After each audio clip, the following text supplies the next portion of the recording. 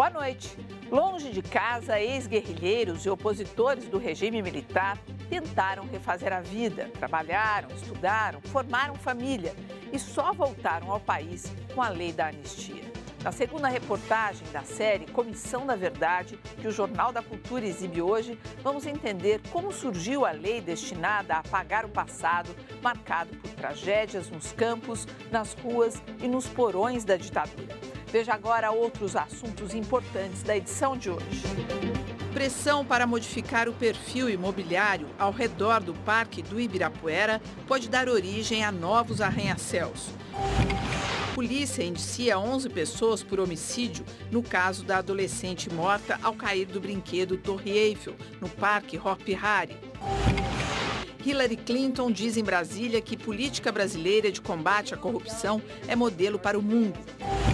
Multidão em frente à Casa Rosada apoia a decisão do governo de nacionalizar a petrolífera YPF. A espanhola Repsol pede 18 bilhões de dólares de indenização. Pesquisadores encontram fósseis de ovos de dinossauros na Rússia.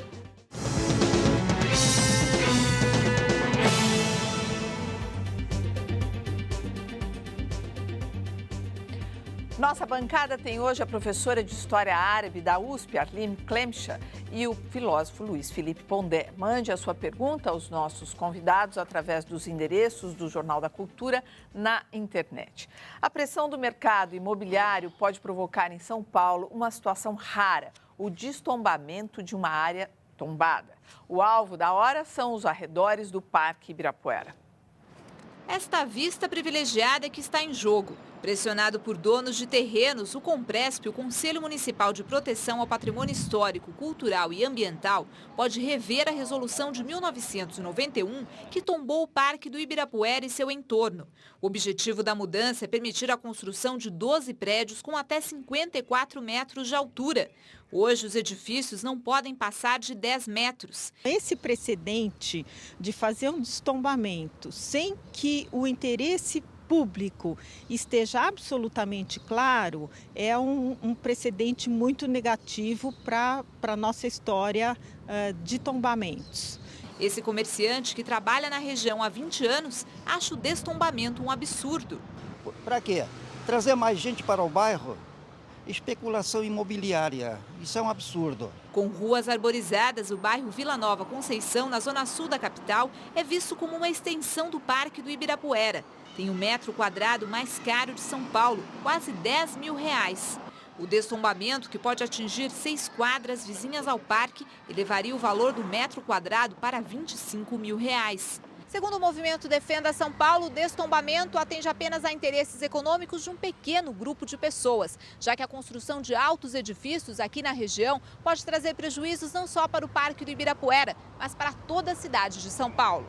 A ampliação do paredão de prédios ao redor do parque diminui a ventilação nas áreas verdes. O adensamento populacional piora o trânsito, aumenta a poluição e torna o solo ainda mais impermeável, o que agrava as enchentes. Enfim, nós vamos verticalizar para piorar o que já está bastante ruim. O advogado Marcelo Manhães, conselheiro do Compresp, conta que o destombamento ainda está em estudo. Ele não acha que a mudança irá prejudicar a região, mas concorda que o setor imobiliário é o maior beneficiário. Nesse sentido, sem dúvida alguma, ganha as pessoas que são proprietárias hoje de terrenos, de imóveis nessas quadras. Conforme o destino que se der a esses imóveis com novas construções, ganha todo o bairro com a modernização e, eventualmente, com novos serviços sendo oferecidos para a comunidade. Bom, Ibirapuera, os arredores aí com uma possibilidade de ficar cercado de arranha-céus. Como é que vocês veem esse destombamento? Olha, eu não sou especialista nesse assunto, mas a minha apreensão, digamos assim, como cidadão, é de que é triste, porque a gente mora numa cidade enorme, já tem pouca área verde, e eu sempre tenho a impressão que humaniza os seres humanos são bichos e árvores. Não é um acúmulo de seres humanos, um perto do outro. Né? Então, quando você fica retirando o verde, preste atenção que a gente, quando você convive com animais domésticos, ou quando você vai para o campo, ou quando você se sente cercado pela natureza, entendida como árvores e coisas assim, a gente tem uma experiência de humanização. Aparentemente é contraditório, mas... Por que a gente tem essa experiência de humanização, em contato com a natureza? Porque eu acho que o contato com a natureza, normalmente, quando ele se dá num ambiente onde você não está produzindo no sentido de estressado, é o momento onde você mesmo pode ouvir sons que você não ouve, experimentar afetos e sensações que você não experimenta. Então, todo mundo sabe que verde humaniza, mesmo dentro de uma cidade desse tamanho.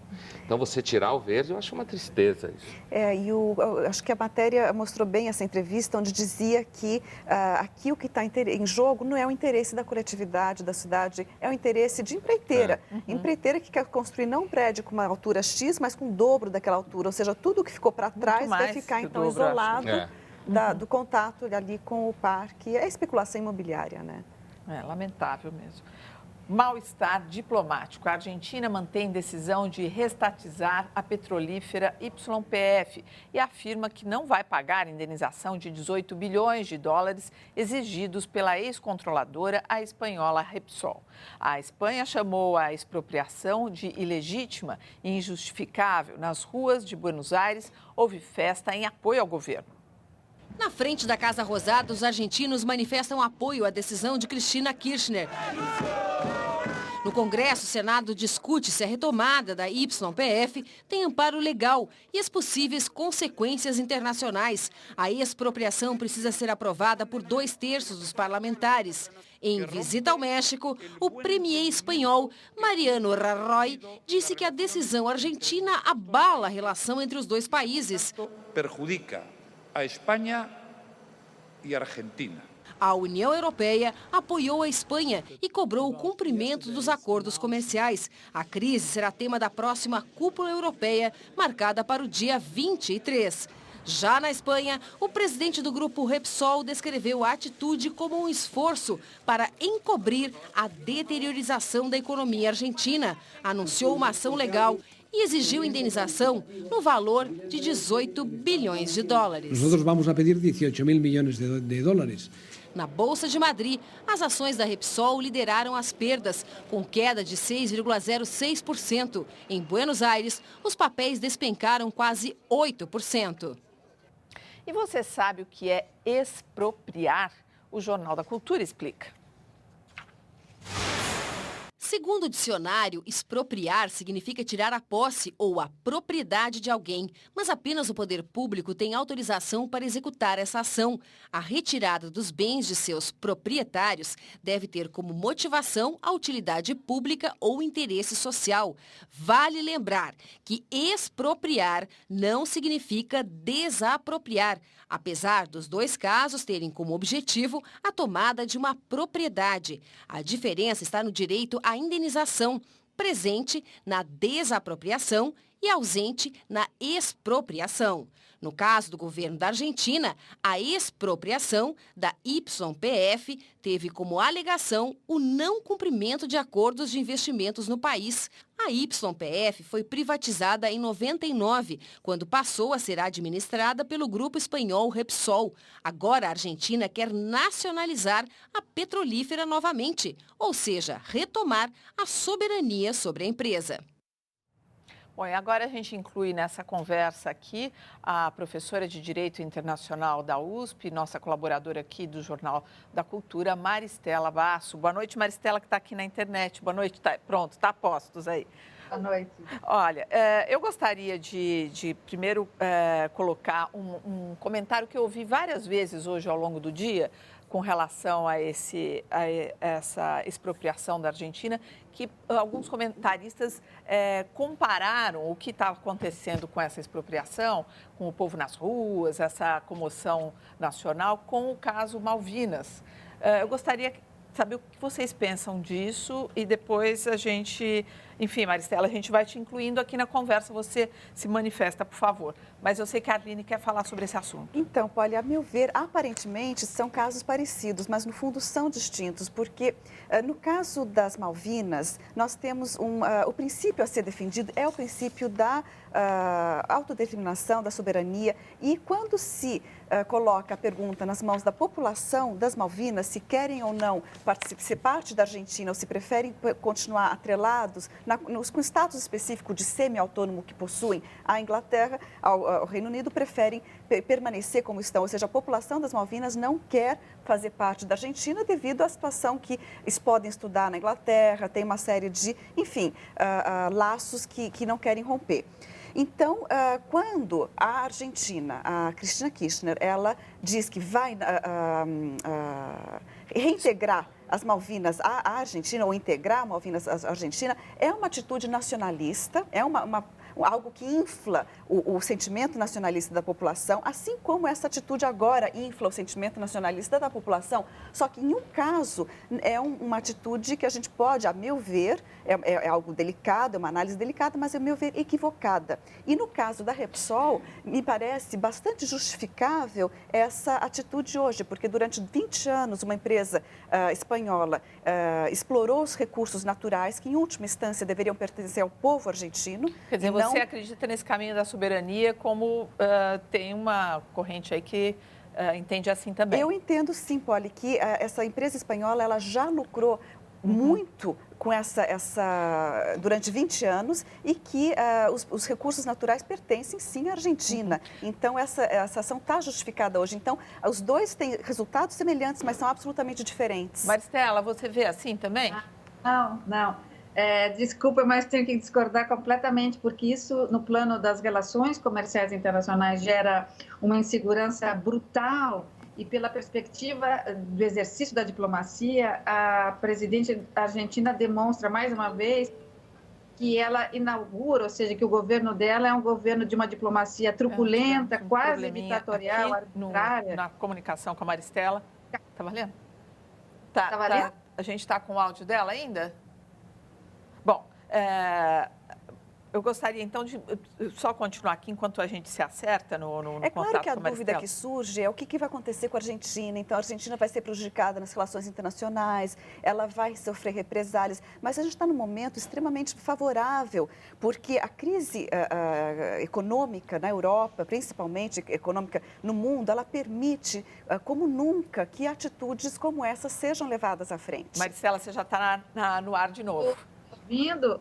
Bom, essa é muito preocupante, porque a diplomacia da Cristina Kirchner é uma diplomacia que vai na contramão da história futura, do que vai acontecer daqui para frente, o que já vem acontecendo nos últimos 10 anos na diplomacia comercial. Ou seja, não tem nada a ver com soberania. Soberania é uma condição essencial do Estado. Qualquer Estado é soberano e ele não precisa dizer para ninguém que ele é soberano. O que acontece é que a Argentina quis retomar o poder, o controle acionário de uma empresa que fora privatizada por um presidente anterior, com o qual Cristina Kirchner não mantinha boas relações, que foi Carlos Menem. Mas em nome da soberania ela teria feito isso, Maristela? Não, a soberania é um argumento, bijuteria, sapataria e adereço, uma etiqueta que não preenche nada. A gente não diz eu sou soberano. Né? O pai não chega em casa e diz para os filhos, olha, eu sou soberano, sou o chefe da família, e é por essência. O que ela fez foi um ato de expropriação arbitrário, autoritário, sobre uma empresa que já havia comprado o controle acionário nos anos 90, que pagou muito bem por isso, que paga na Argentina impostos pesados, cujos investimentos não puderam ser feitos por essa empresa por conta das restrições e das imposições econômicas de impostos e taxas cobradas pelo governo argentino. Ela não pôde fazer os investimentos necessários. Ela estava com as mãos atadas. Nos últimos anos, a Argentina parou de exportar, ela não está mais exportando petróleo. Por quê? Por conta dessa economia argentina e dessa política argentina sobre o petróleo que não era boa. É vítima essa empresa. E há outros mecanismos de solução de controvérsias comerciais que a Cristina Kirchner poderia ter usado. E qual deve ser a reação do mercado? Quer dizer, isso deve afugentar empresas nesse mundo globalizado a levar suas empresas ou continuar investindo na Argentina? O que existe, eu imagino que vai ter um receio. O que vocês pensam disso? Olha, eu não vejo não que isso vai acontecer em grande escala. Eu queria lembrar um caso semelhante com o Brasil, né? E a Bolívia. Quer dizer, a Petrobras tinha uma exploração do gás da Bolívia e a Bolívia resolveu, olha, o gás é nosso, a gente vai rever esse contrato com a Petrobras. Isso aconteceu, foi revisto, renegociado e a Petrobras retirou-se da exploração do gás da Bolívia. Então, isso é algo que acontece em outros casos. Pondé. Mas não pode acontecer. Acontece, mas não pode acontecer.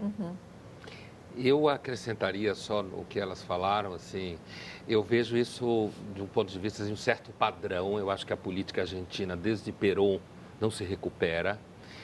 Parece uma política, às vezes, um pouco pré-histórica, no sentido desses ataques e esses movimentos um tanto populistas, independente das diferenças que elas duas falaram, minhas colegas, primeiro eu tendo a pensar que talvez o governo pudesse, ao longo desses 20 anos, procurar modos de mediar as dificuldades entre a proprietária da empresa, da maior parte das ações da empresa, e aquilo que ela não estava cumprindo, ver essa questão dos impostos e não deixar acontecer isso por 20 anos, sei lá, e daí tomar uma atitude como essa, que acaba podendo soar nacionalista, oportunista e tudo mais. Agora, só para encerrar, quer dizer alguma coisa para vocês o fato do presidente da Venezuela, o Chávez, aplaudir essa atitude da Cristina Kirchner? Me parece. Agora, ele é tão arbitrário quanto ela, né? Tão autoritário e mantém as relações, isso leva ao isolamento do país. Acho que realmente o que isso indica é que o que está em jogo é a exploração dos recursos naturais em toda a América Latina. Não é só na Argentina, na Petrobras. A gente também tem um interesse crescente por as nossas ações da Petrobras estão sendo negociadas em Nova York. Quando a Hillary Clinton veio ao Brasil, ela falou de participar junto com o Brasil em tecnologias de exploração do pré-sal. Então, tem um interesse nos nossos recursos naturais, sim. Bom, a gente vai seguir aqui, seguindo com o nosso jornal. Maristela, eu peço para você esperar mais um pouquinho por aí, que a gente tem mais um assunto que eu gostaria de ouvir a sua opinião. A seguir, polícia indicia 11 pessoas pela morte de adolescente no Parque Hopi Hari. E você vai ver ainda nesta edição como surgiu a lei da anistia e por que ela ainda é tão polêmica.